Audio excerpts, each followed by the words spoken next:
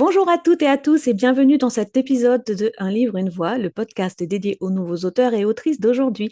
J'ai le plaisir de recevoir Fabrice Claes, auteur belge. Après son premier roman Le Marcheur de la forêt, il nous revient avec un second livre. C'est un récit d'une enquête historique et psychologique. Quand gronde l'orage. On y suit Nathan, un jeune journaliste de presse locale. Il est frustré de ne couvrir que des sujets de peu d'ampleur. Mais un jour, il a une commémoration et il fait une interview des survivants. Cela, il met la main sur une véritable affaire datant de la Deuxième Guerre mondiale. Grâce à un voyage dans le passé, ce journaliste en quête de vérité alterne alors entre deux mondes, deux époques, une mémoire collective, une histoire personnelle. Il découvre peu à peu des secrets enfouis depuis plus de 40 ans. Bonjour Fabrice. Bonjour Nelly. Alors, est-ce que tu peux nous en dire un petit peu plus sur ce nouveau roman? Oui, bien sûr. Donc, en fait, l'action se passe en 1994. Alors, Mhm, j'insiste bien, 94, parce mhm, que voilà, ça se passe en Belgique, dans la province de Namur. Et 1994, c'est la période où on commémore les 50e anniversaires d'événements importants de la Deuxième Guerre mhm, mondiale. Par exemple, il y a eu le débarquement en Normandie, en juin, bien sûr. mhm. Et puis, quelques mois plus tard, ben, il y aura la libération de la Belgique. Et entre ces deux événements-là, il y a eu, en tout cas dans mon histoire, il y a eu une bataille méconnue entre des résistants et des Allemands. Et ça s'est passé dans une ferme au lieu dit d'une Herschel. Ok.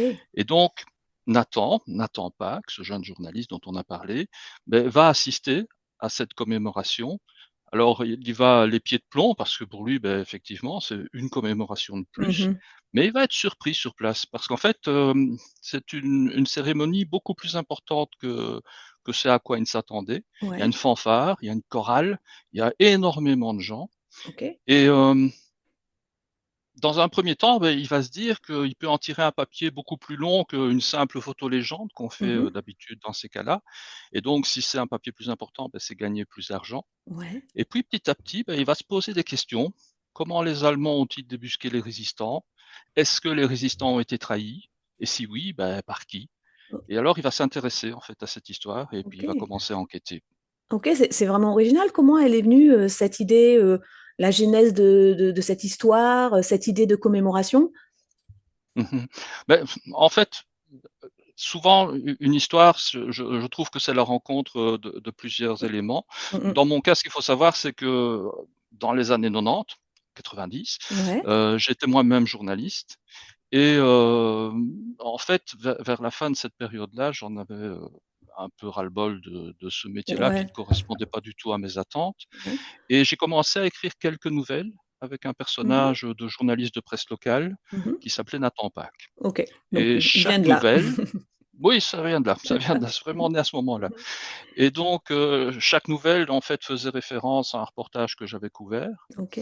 Et ben, en cherchant, j'ai trouvé cette commémoration à laquelle j'avais assisté moi-même en Mhm. 1994, en tout cas quelque chose qui y ressemblait. C'était une bataille entre des résistants et des Allemands dans une ferme ici, dans le Mhm. Namurois. Et donc c'est cette idée que j'ai voulu utiliser pour une nouvelle histoire, mais en réfléchissant, en fait, je me suis rendu compte que je pouvais franchement la développer beaucoup plus Ouais. que juste une nouvelle. J'étais pas à ça à ce moment-là, donc l'idée est restée dans mes tiroirs durant une vingtaine d'années à peu Ok. près. Et puis ben voilà, il y a un an, je l'ai ressorti. Donc après la sortie de mon premier roman, Ben oui. effectivement, j'ai enchaîné sur cette idée-là. J'avais forcément un regard nouveau. J'étais plus mûr certainement, Mhm. euh, et notamment j'avais un regard plus important sur des aspects plus psychologiques. Oui, bah, du coup, donc cette expérience de journalisme, ça t'a aidé pour nourrir ton écriture romanesque? Oui, oui, bien sûr, bien sûr. Mmh. Même si je ne suis plus journaliste depuis 20 ans, bah, en fait, j'ai rien oublié de cette Mmh. période-là, et notamment sur la manière, pardon, de Mmh. travailler. Oui, Il y a une situation technologique de l'époque dont on ne se rend plus compte à l'heure actuelle, mais il n'y avait tout pas de à fait, téléphone portable. Donc, quand on devait appeler quelqu'un, il fallait soit avoir un téléphone fixe chez soi, soit trouver une cabine téléphonique avec une carte tout à fait. prépayée. Mmh. Il y a beaucoup de détails qui viennent en fait de mes souvenirs de cette époque. on envoyait par exemple nos articles par fax. Mhm. En tout cas, ça a commencé à changer à cette époque-là. On faisait des photos en argentique, ça veut dire qu'il fallait développer les pellicules, ça prenait un Bah, certain ça prenait du temps, il temps, fallait ouais. imprimer les photos, enfin voilà, il y avait vraiment du travail. Mm. Et alors, ce que j'ai aussi traduit dans le roman, c'est la relation entre des correspondants de journaux différents. Parce que Mhm. quand on est correspondant de journaux différents, on est forcément concurrent, mais en Ouais, même temps, on est confrères, collègues, on tout à s'entraide. fait. Et Mhm. voilà, c'est un peu ça. Ouais. Et donc, ce roman, ça interroge la notion de vérité journalistique, du point de vue. Et donc là, Nathan, en fait, il est journaliste, mais il est aussi témoin, enquêteur. Il est à la fois narrateur et conteur là dans l'histoire. Explique-nous un petit peu. Oui, oui, bah en fait, pour moi, il y a deux Nathan. Ok. Il y a le Nathan jeune journaliste, le personnage de l'histoire, et puis Mhm. il y a le Nathan actuel qui raconte ses aventures de Ok. 1994. Mhm. Et donc, bah, forcément, ce dernier, c'est le conteur. Mhm. Le plus jeune, bah, oui, il est enquêteur, mais il devient aussi témoin de différents événements étranges et bah, il devient lui-même un acteur de sa propre Ouais. enquête, en fait. Ouais, ouais, c'est ça. Et donc, toi, maintenant, tu peux comparer entre le journalisme de l'époque, bon, donc, qui n'est plus ton métier, et la littérature. Qu'est-ce que t'apporte l'un que l'autre ne te donnait pas? Euh, l'imaginaire, Ouais. l'imaginaire, parce que Mhm. le journalisme, c'est rapporter des témoignages avec honnêteté. Mhm. Hein, ça veut dire pas chercher à les interpréter, ne pas faire de sous-entendus, ne Mhm. rien supposer et donc bah, forcément ne rien Ouais. imaginer. Mhm. Et même dans l'écriture journalistique, il y a un style, donc c'est pas nécessairement très créatif. Mhm. Il faut Ouais. trouver un angle pour aborder le sujet, mais bon voilà, on n'est pas très très créatif et quand on l'est un petit peu, faut quand même être prudent. Mhm. Alors forcément, ben, écriture, excusez-moi, écrire un roman, Mhm. c'est laisser libre cours à son imagination, à l'utilisation de formes littéraires qu'on n'oserait absolument pas se permettre dans le Mhm. journalisme. Bah Donc oui, oui. pour moi, c'est cette créativité et l'imaginaire. C'est ça qui te plaît, oui, oui. Et comment tu t'es sentie dans l'écriture de ton second livre? Un premier livre, c'est quelque chose quand même, là. On arrive au deuxième, c'est plus facile, plus difficile. Explique-moi. C'est- C'était alors plus facile, globalement plus Mhm. facile. Moi, je me suis senti très à l'aise. Mhm. Alors bon, soyons clairs, hein, il y a des moments qui sont un petit peu plus difficiles. Ouais. Il y a des scènes qui ne marchent pas bien Ouais. ou je ne parviens pas à les écrire. Donc, qu'est-ce que je fais? Ben, je relis, je réécris, je recommence, Mhm. je jette parfois. Mhm. Mais d'une manière générale, sur l'ensemble, je dirais que je possédais beaucoup mieux mon personnage principal Mhm. et bah, le faire parler à la première personne, comme Mhm. j'ai fait, bah, ça a rendu en fait mon écriture extrêmement fluide. Ok. C'est sorti, je vais pas dire tout seul, mais Mhm. pas loin. Ouais, d'accord. Donc, finalement, c'est passé par Nathan. Il utilise en fait les mêmes mots que les tiens. C'est Oui, ça que tu veux dire? oui, oui, tout à fait, c'est ça.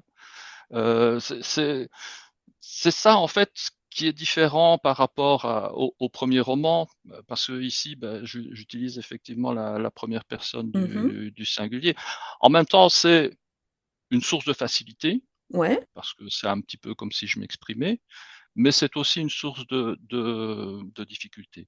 Donc la narration est plus fluide, parce Oui. que ben, Nathan, finalement, quand il parle de lui, il se raconte avec les mêmes mots que les Mhm. miens, et je n'ai finalement qu'une seule personne à gérer. Ouais. Mais d'un autre côté, ça entraîne quelques difficultés parce que dans mon premier roman, en fait, j'avais alterné les points de vue. Oui. J'étais à la troisième personne, mais à chaque fois, je suivais plutôt une personne et ça m'avait permis de donner un éclairage différent Ouais. sur des événements identiques. Ici, je n'avais que le point de vue de Nathan. Mmh. Alors c'est Nathan avec ses certitudes, ses erreurs, enfin voilà. Mais j'étais un peu embêté de ne pas pouvoir donner un éclairage Mmh. différent.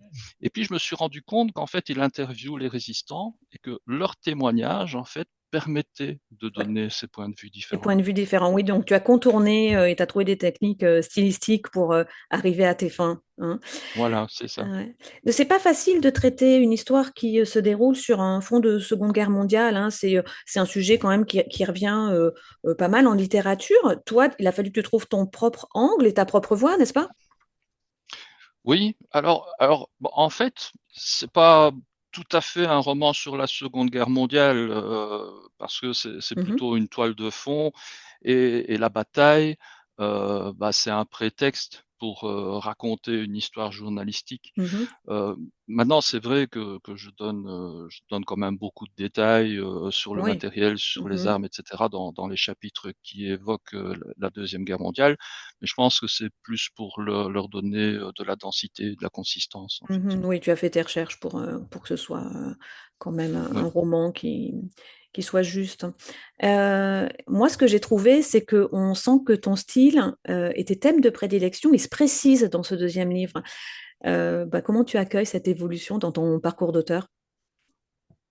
Mais d'abord, je suis content que ça se remarque, hein, parce que Oui, oui, je l'ai remarqué vraiment. euh, effectivement, moi, j'ai senti qu'il y avait quelque chose qui se libérait Mhm, quand j'ai écrit par rapport au premier. Alors, peut-être que c'est dû à l'utilisation de la première personne, hein, avec un personnage qui me mhm, ressemble ok. beaucoup, donc c'est beaucoup plus naturel. Mais je pense aussi, et je vais employer un mot quand même très fort, Mhm, je pense avoir réussi dans le deuxième à me débarrasser du carcan scolaire.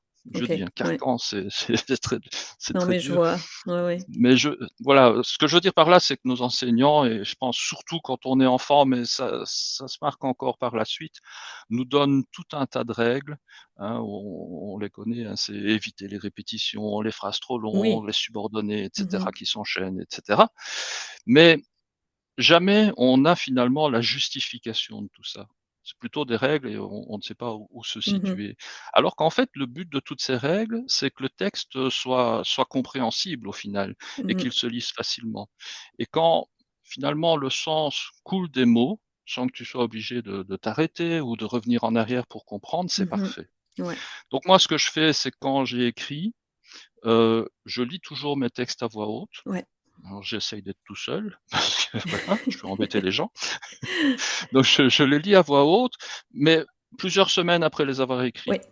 parce que ça me permet d'avoir oublié le phrasé que j'ai Mhm, utilisé.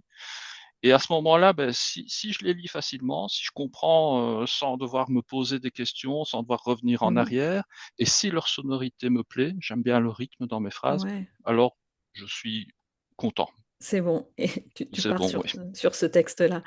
Moi, dans ton style, par exemple, ce que j'ai remarqué, c'est qu'il y avait cette intervention toujours légère du fantastique. C'était un petit peu ésotérique aussi, un peu de mysticisme, puisqu'il y a des cauchemars, des visions. Donc, c'était un petit peu comme ça aussi dans le premier. Ça t'intéresse, en fait, dans la vie en général? Tes autres livres aussi vont avoir un peu ce style-là, avec du fantastique qui apparaît par touche? Alors, honnêtement, j'en sais rien. Ah, Je on n'en n'est pas sais sur rien le du tout. troisième encore. Ouais, voilà, c'est un peu le problème. Donc, pour le moment, effectivement, le troisième, il n'est pas encore là. J'ai pas encore une Ok. idée très claire Mhm. de ce que ce sera. Maintenant, il est clair que j'ai pas envie de me cantonner à un Ok. genre, mais ça ne veut pas dire qu'il n'y aura pas du fantastique Mhm. ou un peu les mêmes choses. Mhm.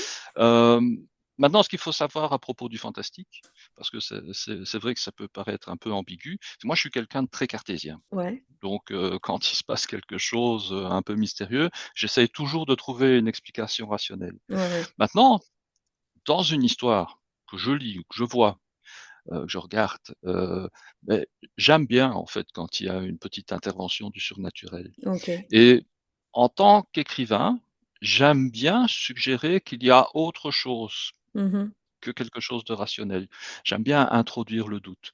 Et en fait, ce que j'ai envie, c'est que les lecteurs se posent des questions à la fin. Hein, est-ce que finalement tout ça, c'était juste normal? Est-ce qu'il y avait une explication cartésienne ou pas? Ouais. Et je suis très content, c'est à la fin quand les lecteurs sont divisés, souvent à la fin. En tout cas, pour le premier, c'était très marqué.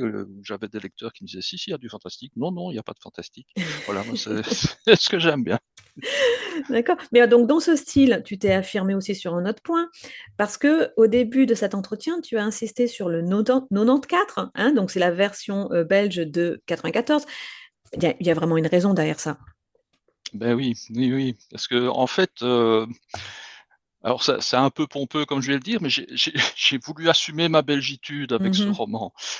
Oh, je Dans le premier comprends. roman, en fait, Bah, j'hésitais à employer des belgicismes, hein, même si mon personnage principal était belge. Bon, Mmh. l'action se passait aux États-Unis, ce qui finalement, voilà, ça me permettait de ne pas trop me poser de questions. Ouais. Mais je sais que quand moi j'ai écrit des nombres, 70, 70, Mmh 90, mh. 90, tout ça, c'était des questions que je me posais. Mmh. Ici, l'action, elle se passe en Belgique, donc je devais Bah, écrire c'est belge. ça, Ça, ouais. c'est très Ça clair. fait partie, oui, de l'histoire, de la vérité de l'histoire, oui. Voilà, exactement. Je veux dire, c'est la manière dont les gens s'expriment par Mmh. ici et c'est pas autrement. Mmh. Alors, on a les nombres, hein, j'ai parlé de 70 et 90, Mmh. mais il y a aussi des termes qui sont propres à la Belgique. On a Mmh. un bourgmestre pour un maire, un échevin, une Mmh. province, etc. Mais alors, il y a aussi, et c'est là où c'est plus délicat, il y a de nombreuses expressions que nous utilisons, nous les Belges au quotidien, Mmh. et il y a certaines personnes considèrent que ce sont des fautes, ce sont des erreurs. OK. J'ai eu des professeurs en journalisme qui disaient: «Non, Mmh. ces belgicismes-là, il faut Ouais. les éviter». Mmh mh. Et moi, je pense qu'au contraire, ça fait partie de notre culture, Tout à fait. Mmh mh. de notre culture, voilà, notre culture, ça, c'est très belge aussi. Mmh. Et c'est une erreur finalement de les considérer, comme des fautes, en particulier dans un roman qui se passe en Ouais. Belgique, quoi. Ouais, non, mais je comprends tout à fait, on a aussi, le français québécois ici et donc on est exactement sur les Tout à mêmes, fait. sur des erreurs qui sont considérées en français standard, ben, voilà, comme des erreurs et puis Ouais. qui font partie de la culture donc je comprends tout à fait ta démarche. Donc en fait, finalement, on se retrouve avec un roman plus attaché à tes racines, à ton identité également. D'ailleurs, les personnages, hein, comme dans ton premier roman, ils sont très attachants, ils sont tellement bien rendus. Alors bon, je sais bien, hein, on vient d'en parler, c'est pas une autobiographie, on sent que ce roman est encore plus personnel, donc tu as utilisé la première personne. Bon, je pose la question, hein, je mets les pieds dans le plat. Nathan, ce jeune journaliste, c'est ton double? S'il l'est pas, il m'imite bien, hein, quand même,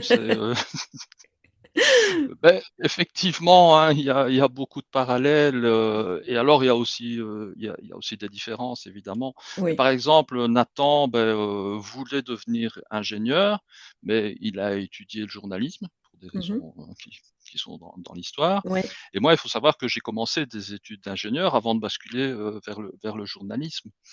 Heu, de la même manière, nos déceptions par rapport au métier de journaliste sont les mêmes. Enfin, c'est Mmh c'est mh, mmh normal, mh. c'est les miennes au départ et je lui ai donné. Et puis on a aussi les mêmes blessures d'estime de soi, heu, OK. le même besoin de reconnaissance. Alors je vais nuancer. Nous avons moi je pense que je ne les ai plus, Mmh. mais en tout cas ce besoin de reconnaissance, Ouais. heu et alors je dirais, et alors il a aussi le même humour que moi. Alors ça, je sais pas si c'est bien, mais voilà. En tout cas, l'humour est bien passé. Le côté léger, malgré tout, est bien passé dans le roman, et donc ce Nathan pas qui cherche à percer un mystère historique, hein. Mais il y a aussi cette quête identitaire, morale. Tu peux nous en dire un peu plus? Oui, voilà, ici, je viens de parler du manque d'estime de soi Oui. et du fait que Nathan, recherche la reconnaissance. Il recherche la reconnaissance de ses parents, Ouais, pour tout à fait, commencer, oui. c'est Mmh vraiment mh. très important. À un autre niveau, il recherche la reconnaissance de ses pairs Mmh. et puis des lecteurs de ses articles éventuellement. Tout à Mais fait, en ouais. fait, ça l'amène à être très tourné vers lui-même. En fait, Mmh. il est assez égocentrique, oh là, quel Ouais. mot difficile. Il Mmh. est assez égocentrique Tout à et il ne fait, ouais. s'intéresse aux autres que parce qu'ils sont finalement le sujet de ses reportages. Mmh mh. Bah, finalement, il prend de la maturité, c'est ça? Oui, oui, oui, oui, Mmh mh. oui, oui, c'est ça, tout à fait, tout à fait. Il ne le sait pas au début évidemment que ce moment va être un moment charnière, parce que, lui, comme je disais, il arrive à la commémoration, avec les pieds de plomb, il se dit: «Ah non, pas encore une commémoration». Mmh. Et puis en fait, peu à peu, à travers ce qu'il va vivre et à travers, sa relation amoureuse, Oui, il y a ça il va aussi. apprendre à s'intéresser, oui, à ça aussi. Mmh mh. Il va apprendre à s'intéresser aux autres pour eux-mêmes et pas pour ce qu'ils lui renvoient, Ouais, OK. et va aussi être amené à voir ses parents Mais de différemment. manière différente, ouais. Bah, justement, au niveau des personnages, tu as des chouchous, hein, des personnages préférés? Bah, évidemment, j'ai beaucoup d'affection pour Nathan parce que Forcément. voilà, ça serait, ça serait un peu dommage, mais Mhm. j'aime bien le côté très sûr de lui tout ça, il a l'air de toujours savoir les choses Oui, oui, qu'il essaie de il, montrer là. Mm. et il se trompe beaucoup aussi, hein, Mhm. et puis il est blasé. Et en fait, tout ça, ça cache une grande faiblesse. Mhm. Et voilà, je trouve que c'est un personnage qui est riche de ses blessures. Ouais. Maintenant, le personnage que j'ai préféré animer au travers de l'écriture, c'est Richard Grandjean. Alors ici, Mhm. bon, on va pas comprendre exactement qui est Richard Ouais. dans cet entretien, mais Oui. c'est un personnage avec lequel je me suis vraiment bien amusé, parce que Ouais. Richard, il a des explications ésotériques sur tout, pour tout. C'est un grand ramassis de théories qui partent dans tous les sens. Et en fait, il a aussi ses petites faiblesses. Il a son petit jardin secret, mais je n'en dirai pas plus. Et puis, bah, la dernière, clairement, que j'adore, c'est Jeanne. Mhm. Alors, Jeanne, c'est une des résistantes Ouais. qui a survécu. C'est une dame très digne, hein. Elle est un peu froide au premier abord, assez altière, mais en fait, elle cache une très grande sensibilité. Et c'est une femme qu'on a envie de protéger, en fait. Et elle a aussi ses blessures. Ouais. Voilà. Bref, j'ai l'impression que j'aime les personnages qui ont des blessures, qui sont pas totalement lisses, Qui en sont pas fait. les. Et par exemple, au niveau des scènes, est-ce qu'il y a aussi des scènes auxquelles tu es attaché plus que d'autres? Oui, oui. Alors, je dirais le prologue. Ouais. Euh, alors, pourquoi? Parce que je pense que j'ai hésité à le garder. Je l'avais écrit et puis je me suis demandé est-ce qu'il faut que je le garde parce qu'il donne une fausse impression sur le roman, Ah, parce j'ai qu'il est pas très trouvé. différent en fait. J'ai beaucoup Mais aimé il moi. est à la troisième personne en fait. Oui. Il est Mm, à la mm, troisième personne, le reste est à la première c'est vrai. personne. Il se Mhm. passe en 1944, le reste 50 ans plus tard. Mhm. Le ton est Oui. aussi différent. Hein, puisque dans la deuxième partie, enfin c'est même pas la deuxième partie, dans le roman c'est Nathan qui parle et comme je dis, bah, il a un petit peu d'humour, un petit peu de sarcasme. C'est pas du tout ça. On est très sérieux dans le prologue. Mais en fait le prologue, bah, il explique ce qui s'est passé en 1944. Ouais. Et je me suis rendu compte que ça donnait au lecteur l'impression d'avoir une longueur d'avance sur Nathan. Parce que Nathan, Exactement. lui, il Mm, découvre tout ça petit à petit. Euh, et donc, voilà, le lecteur, il croit savoir, sauf qu'en fait, c'est aussi un piège. Parce que ce qui a été raconté dans le prologue n'est pas nécessairement la réalité, c'est le point de vue, même Et si c'est à la troisième personne, oui, c'est oui, le c'est point de un vue point de d'un vue. jeune résistant. Mhm. Ouais, ouais. Et donc, bah, je vais nuancer d'ailleurs ce point de vue avec des témoignages des autres résistants 50 ans plus tard. Mhm. Et voilà. Et au final, je suis vraiment content de l'avoir gardé parce que je trouve que ça enrichit très Donc, fort la suite. tout à fait, je suis très contente que tu l'aies gardé aussi, parce que je pense que l'histoire aurait été vraiment différente. J'ai beaucoup aimé ce prologue. Euh, J'avais une autre question, avant qu'on en arrive bientôt à la fin. Au niveau de l'intention, c'est quoi que tu as voulu raconter à travers ce récit? Ah, ouais, c'est compliqué parce que je suis même pas sûr de pouvoir trouver les bons mots. Oui. Mais je pense que fondamentalement, bah, il y a une opposition entre le bien et le mal dès le Ok. départ. Oui, on le Et sent. on va Mhm. la retrouver un peu partout. Alors, je ne veux pas rentrer dans une exposition, non, une Ouais. explication philosophique, hein, parce que Mhm. je n'en sens absolument pas capable, mais je voulais quand même montrer que les choses sont rarement totalement bien ou totalement Mhm, mal, en mhm. fait. Et bah, déjà dans le prologue, en fait, quand on lit le prologue, on prend naturellement fait et cause pour les résistants contre les Allemands nazis, mais le personnage du jeune résistant qu'on suit, Alain, en fait, petit à petit, il est fasciné par la facilité avec laquelle il tue. Et ça devient Ouais. un peu déshumanisé. Mhm, Et il mhm. perd peu à peu, en fait, son humanité. Et tout à coup, il est surpris lorsqu'il s'aperçoit que, ben, en face de lui, c'est un jeune homme. En fait, son ennemi, c'est un jeune homme tout à fait comme lui, de son Ouais. âge, qui a C'est une très belle probablement scène peur d'ailleurs. aussi. Mhm. Très belle scène de ton roman. Mhm. Voilà. Et donc, c'est ça, en fait, c'est pas totalement bien, totalement mal. Et Mhm. beaucoup de gens ben, voient les choses finalement d'une manière très, très manichéenne, hein. On agit bien, on agit mal. Mhm. Mais je pense que les choses sont beaucoup plus nuancées, en fait. Mhm. Alors, ça vaut pour beaucoup de personnages, Mhm. avec des gradations. Mais Mhm. bon, ça, reste au lecteur de le découvrir, évidemment. Très bientôt, j'espère, oui. Parce que d'ailleurs, pour ton futur, là, tu as des dédicaces, des salons où les lecteurs peuvent venir te rencontrer. Oui, tout à fait. Donc en fait, j'ai le salon du livre namurois, Ouais, ok. qui est à Namur, c'est dans Oui, son nom, hein, oui, oui. donc en Belgique. Ouais, Et ça sera les 22 et 23 novembre, ok, dans le un week-end mois, du ok. 22 23 novembre, c'est ça. Et bah voilà, en fait, c'est le seul salon qui est prévu pour le moment cette année, Mhm. encore prévu D'accord. cette année. On aura peut-être d'autres l'année prochaine, je ne sais pas. Mhm. Et alors, bah, dans l'immédiat, bah, j'aimerais bien trouver le sujet de mon prochain roman. Et oui, forcément. Ouais, j'ai deux sujets que j'ai pas mal développés, mais je ne me sens pas encore à l'aise avec l'histoire. J'ai pas encore une histoire complète.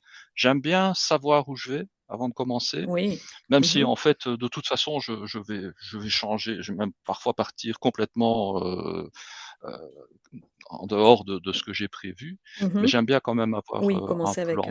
Ouais. une idée Mais là, pour générale. le moment, c'est pas encore ça, mais ça se précise tout doucement. C'est super. Mais écoute, Fabrice, merci pour tes réponses. Et puis merci Merci à à vous, toi. hein, merci à toi, Fabrice. Merci à vous, chers auditeurs, hein, pour votre écoute fidèle. Et je vous dis à très bientôt dans notre prochain épisode de Un livre, une voix. Au revoir. Au revoir.